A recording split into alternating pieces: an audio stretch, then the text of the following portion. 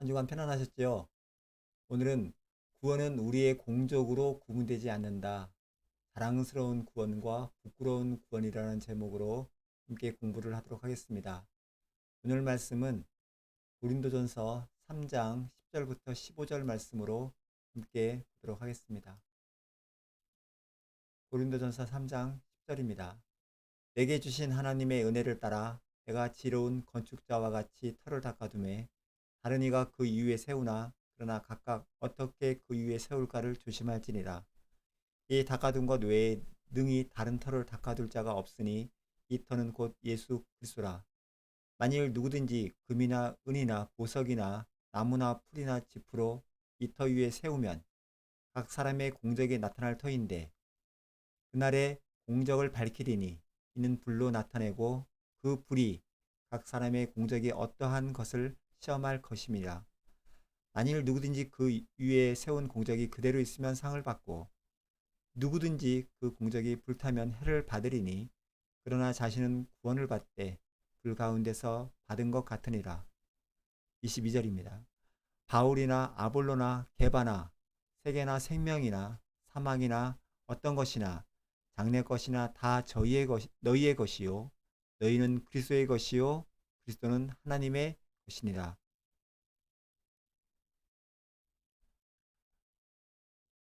오늘 함께 공부할 본문 말씀은 예수를 믿은 후에 신앙생활을 잘 하면은, 즉, 자기들의 어떤 행위, 공적을 근과 음과 보석으로 잘 쌓게 되면은 천국에 가서 상을 받게 되고, 비록 예수를 믿기는 믿으나 신앙생활을 변번히 못해서 그들이 쌓은 공적이 마지막 심판 때에 모두 불에 타서 없어져서 아무것도 남는 게 없으면은 부끄러운 구원을 받게 된다. 구원은 받지만 천국에 들어갈 때 부끄럽게 들어간다. 즉, 구원을 받을 바에야 천국에서 상급을 많이 받게 되는, 즉, 신앙생활을 잘 하자라고 하는 그런 권면의 말씀으로 이해할 수 있고요. 또, 구원의 질이 좀 다르다라는 것을 설명하고 있는 성경 구절로 이해하기도 합니다. 그러나 저는 오늘 이 말씀을 대할 때 만약에 천국이 누구에게는 상이 있고 누구에게는 상이 없어서 부끄럽고 초라하게 평가받아서 들어가는 곳이라면은 과연 이게 천국일까? 이 땅에서도 이런 사람들의 우열, 비교 속에서 살았는데 천국에 가서도 만약에 그런 비교가 되는 곳에서 산다면은 오히려 그런 모습은 진짜 천국 모습이 아닐 거라는 생각을 해보기도 합니다. 여러분이 생각하는 천국은 우리들의 행함에 따라서 1등 사도 바울, 2등 게바, 3등 아볼로 이렇게 등수별로 나눌 수 있는 곳이라고 생각이 되나요? 그럼 여러분은 한 몇 등 정도 되실 거라고 생각할 수 있을 것 같아요. 성경에서 소개하는 하나님의 나라, 천국 이런 것이 이렇게 등수로 나눠지는 곳이라면은 지금까지 우리가 창세기에서 쭉 배웠던 이런 성경에서 우리에게 알려주고자 하는 그런 하나님의 나라하고는 왠지 좀 차이가 있는 것 같습니다. 저는 오늘 본문 말씀을 공부하는 데 있어서 사도 바울이 고린도 교회에게 왜 꼭 이런 글을 썼을까? 그럼 이 글을 대하는 우리 성도들은 지금 하나님이 우리에게 뭐라고 말씀하시면서 하나님의 마음을 어떻게 이 글을 통해서 우리가 알아가고 은혜의 말씀으로 받아들일 수 있을까라는 그런 부분을 생각하면서 이 본문을 접근해야 된다고 생각을 합니다. 그래서 이 말씀을 공부를 할 때 첫 번째 반드시 성경은 흐름을 반드시 잡고 문맥을 이해해야 된다. 저는 그렇게 말씀드리고 싶습니다. 그래서 첫 번째 흐름을 반드시 잡아야 한다.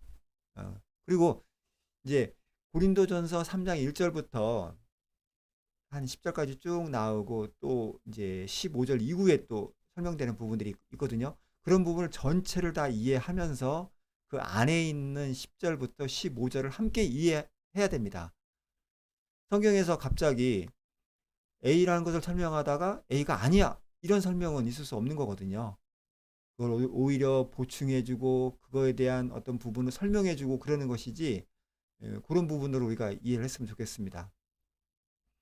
고린도서 3장 1절부터 앞절에는요, 사도 바울은 고린도 교회가 육신에 속한 어린아이와 같은 행동을 하고 있다라는 책망스러운 말씀을 하십니다. 서로 당을 짓고 서로 간에 있어서 어떤 분파를 나누어서 서로 책망하고 서로 싸우고 있는 모습을 현재 고린도 교회가 하고 있었거든요. 그래서 고린도 교회는 4개 파로 나눠졌는데, 바울파, 아볼로파, 게바파, 또 아무 파도 속하지 않았다, 자기들은 예수파다, 이렇게 나눠지는 4개 파로 나눠져 있었습니다. 우리가 뭐 바울이나 아볼로, 게바는 지금 여기 말씀드렸을 때는 이제 베드로를 우리가 지칭하는 거고요. 아볼로에 대한 설명을 잠깐 드리면은, 아볼로는 사도행전 18장 24절부터 26절까지 잠깐 소개가 되고 있습니다. 24절, 25절에 보면요, 알렉산드리아에서 난 아볼로라 하는 유대인이 에베소에 이르니, 이 사람은 언변이 좋고 성경에 능통한 자라. 그가 일찍이 주의 도를 배워 열심으로 예수에 관한 것을 자세히 말하며 가르치나 요한의 세례만 알 따름이라. 아볼로가 이렇게 훌륭한 사람이라는 것을 명시하고 있지만, 아볼로는 한 가지, 성령 세례를 몰랐던 자라고 이해할 수 있습니다. 그러다 보니까 그가 큰 영향력을 미쳤지만 성령 세례를 알았던 자들하고는 충돌이 있었던 거죠. 파가 형성돼 가지고 자기들이 주장하는 것만 옳고 다른 사람들이 주장하는 것은 옳지 않다라고 서로 공격하는 모습. 물론 교회 안에는 서로 다른 의견이 있을 수 있습니다. 그런 의견들을 하나로 조율할 필요성이 있는 거죠. 서로 인정해주고 서로 함께 그것을, 옳은 의견들을 서로 함께 묻어서, 이런 다름을 서로 인정해주는 것, 매우 중요한 얘기입니다. 예수 그리스도라는 기초 안에 우리가 성전이 되어서 지어져 가는데요, 성전이 지어져 가지만 모두가 다 동일한 모습을 갈 수는 없거든요. 동일한 일은 할 수는 없는 거죠. 공적이 다 다릅니다. 오른손이 하는 일, 왼손이 하는 일, 오른발이 하는 일, 우리가 보는 눈, 서로 다른 것을 서로 인정해 주는 거죠. 그게 교회 공동체, 우리 함께 지어져 가는 성전이라는 의미로 이해할 수 있습니다. 사도 바울은 그런 것은 매우 지금 현재 본인들이 당파가 되어서 싸우고 있는 것은 매우 잘못됐다라는 것을 지적하고 있습니다. 지금 그런 맥락으로 봤을 때 그들이 하고 있는 어떤 공적들은 사도 바울에서 기각을 시켜야 됩니다. 그래서 사도 바울은 이런 걸 기각시키고, 오직 예수 그리스도의 믿음이 교회의 기초이고 이것을 이끌어 가시는 분은 하나님 뿐이다라는 것을 강조하고 있는 문구입니다. 전체 고린도전서 3장서부터 마지막까지는 그 맥락에서 말씀을 전체를 읽어야 된다는 말씀이죠. 저는 여기서 성경 구절에 보면 이제 영어 문구로 if, 우리말로 이제 만약이라고 표시되는 그런 문구에서 좀 조심스럽게 해석을 해야 될 성경 구절들이 좀 몇 군데 있습니다. 오늘 본문 말씀인 14절 말씀, 만일 누구든지 그 위에 세운 공적이 그대로 있으면 상을 받고, 우리가 영어로 보면 if any man 이렇게 시작되는 문구, 또 히브리서 6장 6절 말씀도 그런 게 있거든요. 우리 한글 성경에는 뭐 만약이라는 단어가 빠져 있지만 영어 성경에는 if they fell away, 타락한 자들은 다시 새롭게 하여 회개할 수 없다라는 문구가 나옵니다. 성경 전체는 하나님의 믿음이 우리의 믿음을 만들어내고 하나님께서는 선택한 자를 반드시 불러서 본향 천국으로 데려가는 것이 성경 전체의 흐름인데, 요 문구만 해석을 하게 되면은 우리가 예수를 믿었어도 만약에 타락을 해요. 그러면 타락한 자는 다시 새롭게 해서 회개할 수 없다라고 합니다. 이런 문구는 성경 전체의 문구하고 충돌이 일어납니다. 그랬을 때 과연 이런 부분을 어떤 형태로 해석을 하는 것이 성경 전체 안에서 오히려 은혜스러운 말씀으로 해석이 될지 우리는 좀 더 조심스럽게 접근을 해야 되고요. 이런 부분에 대해서는 다시 한번 공부할 수 있는 기회를 갖도록 한번 해보겠습니다.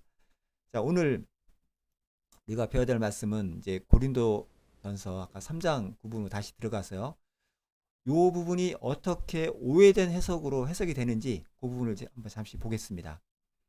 첫 번째, 고린도전서 3장 12절 말씀. 누구든지 금이나 은이나 보석이나 나무나 풀이나 지푸로 그 터 위에 세우면, 그 앞에 있는 세 가지 금과 은과 보석은 불이라고 하는 불에 타지 않는 물질로 구분되어 있고요. 뒤에 있는 세 가지, 즉 나무, 풀, 지푸라기, 이런 거는 불에 잘 타는 물질이죠.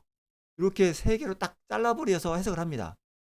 그래서 그들이 세운 공적이 불 속에서 그대로 있으면 상을 받고, 14절에 그 공적이 불 속에서 그대로 있으면 상을 받고, 그렇게 이제 설명이 되죠.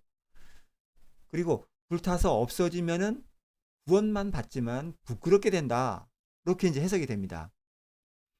결국 성경 전체가 말씀하시는 그 은혜 구원으로 봐서는 약간 어떤 좀 반대적인 행위 구원적인 부분이 좀 들어가 있는 거죠. 구원은 받지만 행위로 상을 받는다는 쪽으로 해석이 되는 것으로 볼 수 있어요. 그런데 우리는 이제 이 사도 바울이 성경을 쓸 때 그 시대의 상황을 좀 우리는 이해를 해야 됩니다. 그때는 로마 나라의 통치를 받고 있었고 엄청난 핍박이 있었던 시기였고요.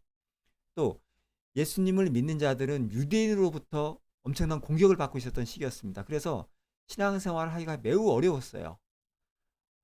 사도 바울은 우리 성도들에게 한 5차례에 걸쳐 가지고 잘 이겨내, 너희들이 이것을 잘 이겨내면은 하나님으로부터 관을 받게 될 거야, 상을 받게 될 거야 라는 문구로 위로를 해주는 문구들이 나옵니다.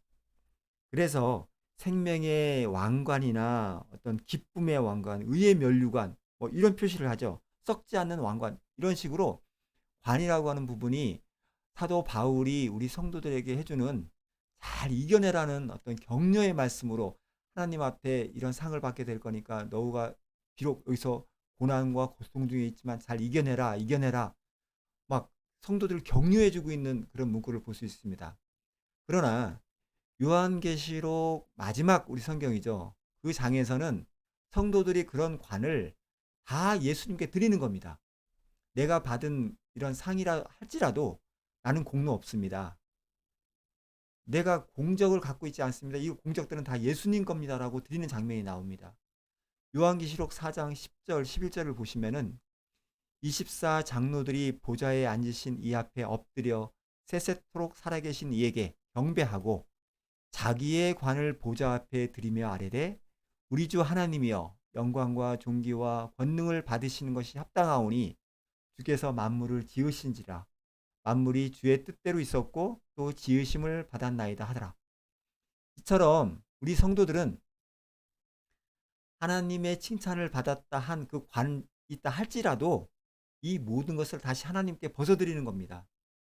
내가 받은 이 믿음도 하나님의 믿음에 의해서 내가 그나마 믿음이 조금 생긴 거지, 내가 무슨 행위를 해서 그 믿음이 더욱더 커지고 그게 너무 하나님 앞에 자랑거리가 되는 게 아닌 거죠.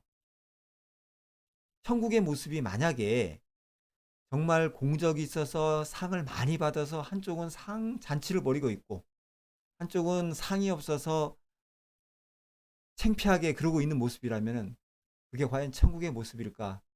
우리는 다시 한번 생각해 봐야 되는 거죠.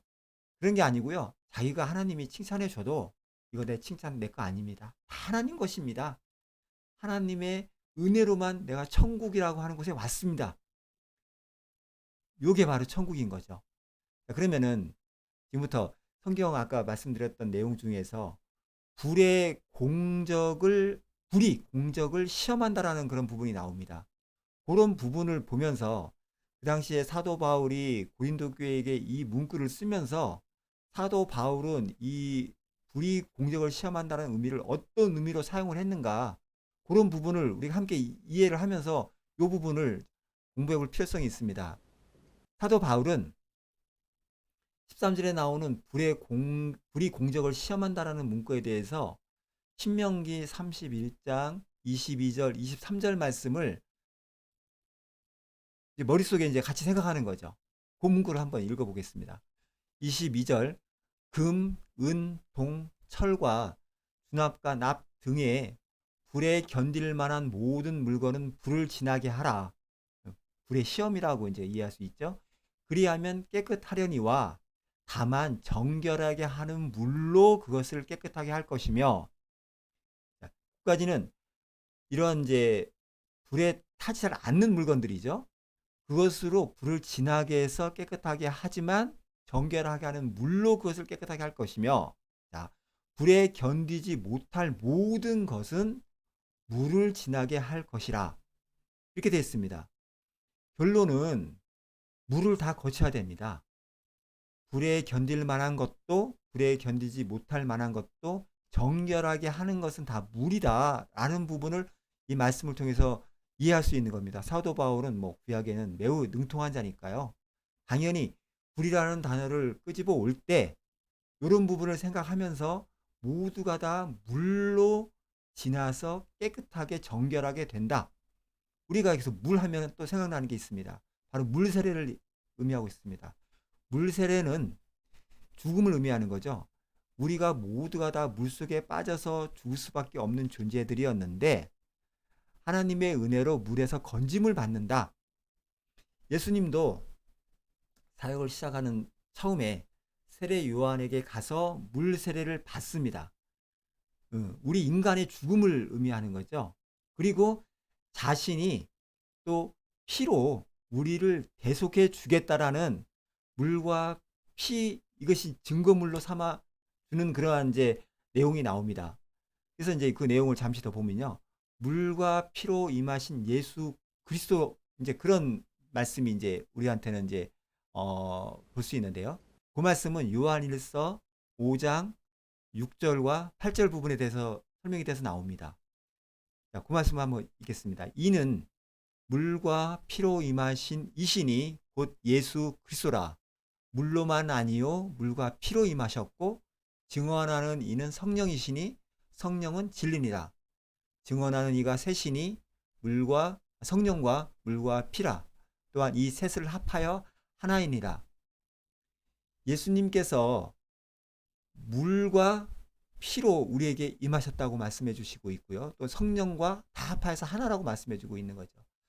사도 바울이 이해하고 있는 불에 견딜 만한 불의 시험을 받는다는 것, 우리가 다 식김을 받는다는 것을 지금 구원이라고 하는 단어로 지금 연결시키고 있는데, 사도 바울 머리 안에는, 자, 우리가 불에 타는 것, 불에 안 타는 것 분리되지만 불에 안 타는 것을 하면 더욱 좋겠죠.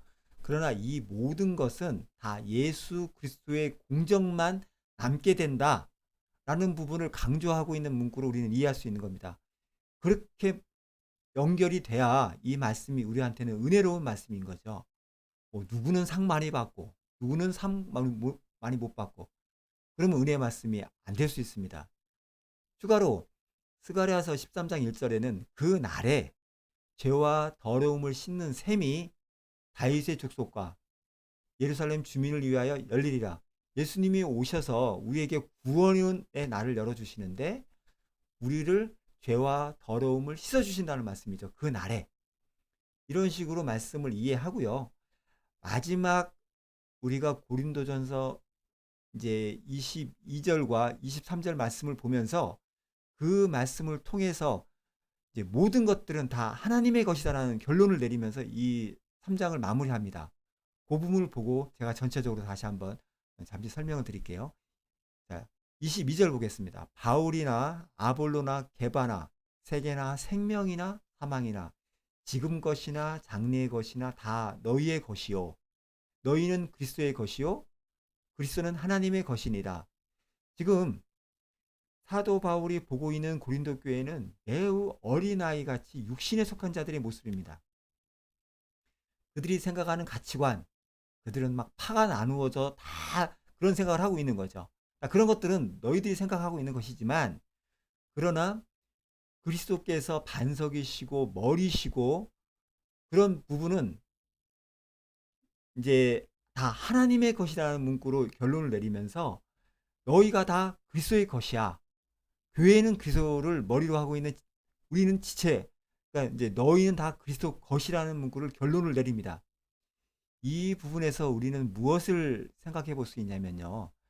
맨 처음에 우리가 공부했던 사도 바울이 내게 주신 은혜를 따라 내가 지혜로운 자신이 이제 건축자라고 하는데, 터를 어디다가 세우냐면은 오직 예수 그리스도 터만 있고 나머지는 터가 없다. 그 위에다가 금이나 은이나 이런 거 다 나누는데 다 공적이 나타나서 없어지지만 결국 남는 것은 터인데, 우리가 다른 터에다 절대 세우면 안 되고 서로 그 안에 여러 가지 모습으로 돼 있는 것은 있지만 이 모든 것은 하나님의 것이다. 너희들이 생각하는 건 이렇게 생각할 수 있어? 그러나 모든 건 하나님 것이야. 이렇게 결론 내리는 게 마지막 결론에 포커스가 있는 거죠. 그래서 너희들의 것이요라고 하는 그 부분을 우리는 생각해 볼 수 있는 겁니다. 그러나 이제 터를 세울 때 유대 건축법은 이미 모퉁이 돌인 예수 그리스도를 세워놓고 그 모퉁이 돌을 기준으로 해서 삥 둘러서 시작해서 삥 둘러서 마지막에 모퉁이 돌까지 옵니다. 처음이요 마지막이 바로 하나님의 이 모퉁이 돌이라는 거죠. 예수 그리스도의 모퉁이 돌이라는 거죠. 그들이 교회를 그렇게 세웁니다. 우리는 먼저 기둥을 세우고 이은 다음에 마지막 동에 그 머릿돌 이렇게 세우는 게 있는데, 그런 개념이 아니고요. 이스라엘은 그들이 건축법 할 때 이미 모퉁이 돌을 세워놓고 그 돌로 집을 이어간다는 거죠. 그 집은 하나의 집이 된다. 우리 성도는 하나의 건축물이다. 그렇게 이해할 수 있는 겁니다. 그래서 모든 것이 예수 그리스도고 모든 것이 다 하나님이다라는 부분을 마지막 장에 설명하고 있는 것으로 볼 수 있습니다.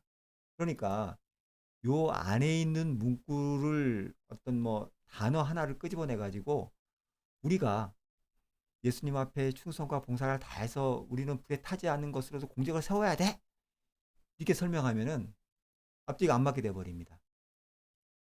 이제 좀 결론적인 말씀을 하면서 정리를 좀 하고 싶습니다. 우리 예수 안에서 사는 모든 성도의 삶은 천국입니다. 저는 이제 그렇게 이제 결론 내리고 싶은데요. 우리가 이제 성도님들 이런 말을 하죠. 우리는 죽어 천국 간다. 예수 믿지 않으면은 죽어서 지옥 간다. 예수 믿어 천국 간다. 이런 말을 합니다. 이 말씀은 반절은 맞고요. 반절은 틀린 말입니다. 자, 그 이유는 예수를 죽으면 물론 우리가 죽으면 천국 가는 건 맞습니다. 그러나 우리가 죽기 전에 지금 살아가는 과정 중에 천국을 이미 맛보면서 우리는 살아가는 존재들이라는 거죠. 그래서 예수가 내 안에, 내가 예수님 안에 있기 때문에 이미 천국이 우리 삶 속에서 들어와 있는 겁니다. 그래서 우리는 이미 천국을 살아가고 있는 존재들인 거죠.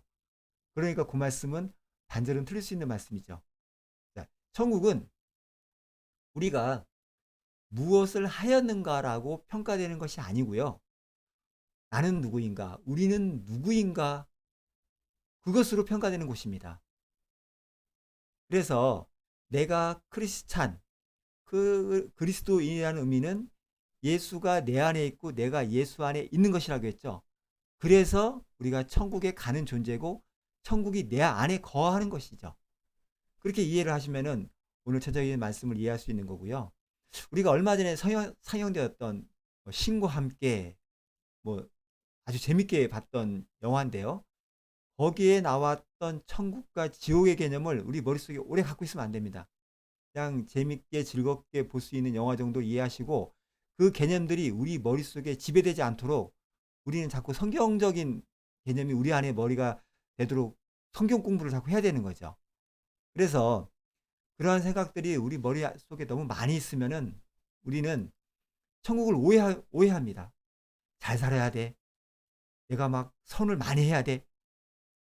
안 되면 부끄러운 구원만 받게 되는 건가? 이러면 안 된다는 거죠. 자, 비록 우리의 삶이 여기서는 힘들고 고통 가운데 있어도 예수님 안에, 예수가 내 안에 있으면 바로 이게 천국이다. 이제 그렇게 우리는 천국을 소유한 자로서 살아가는 것, 이게 바로 우리의 축복인 거죠.